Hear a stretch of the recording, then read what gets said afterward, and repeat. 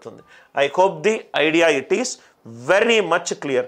చాలా important topic sir. Next 5th question.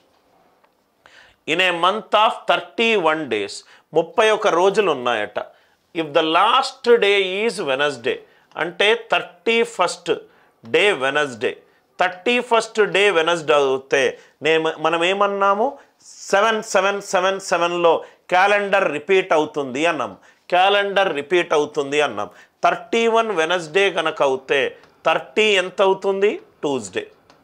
ఒక రోజు తగ్గిస్తే 29th ఏమవుతుంది, మండే. 31st ఏమో వెనస్డే, 30th ఏమో ట్యూస్డే, 29th ఏమో మండే. రైట్? ఎన్ని మండేలు ఉన్నాయి? 29th మండే కనుక అవుతే 7 రోజులు వెనక్కి వేసుకుంటూ వెళ్తే 22nd కూడా మండే. ఎందుకంటే +7 చేసుకుంటూ వెళ్తే క్యాలెండర్ వస్తుంది, మళ్ళీ అదే రోజు వస్తుంది. -7 చేసుకుంటూ వెళ్ళినా అదే క్యాలెండర్ వస్తుంది. మళ్ళీ -7 చేస్తే ఇది 15, మళ్ళీ -7 చేస్తే ఇది 8, ఇది 1.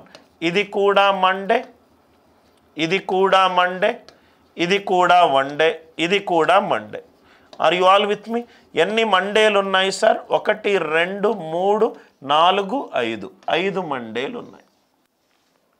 5 మండేలు ఉన్నాయి. మళ్ళీ ఎక్స్ప్లెయిన్ చేస్తున్నాను.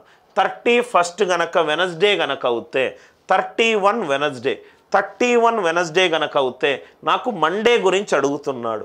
ఒకరోజు వెనక్కి వెళ్ళాను, 30 ఏమైంది, ట్యూస్డే. మళ్ళీ ఒకరోజు వెనక్కి వెళ్ళాను, 29 ఏమైంది, మండే. ఎప్పుడైతే నాకు కావాల్సిన మండే వచ్చిందో 7 తగ్గించుకుంటూ వచ్చాను. 29 - 7 22, 22 - 7 15, 15 - 7 8, 8 - 7 1.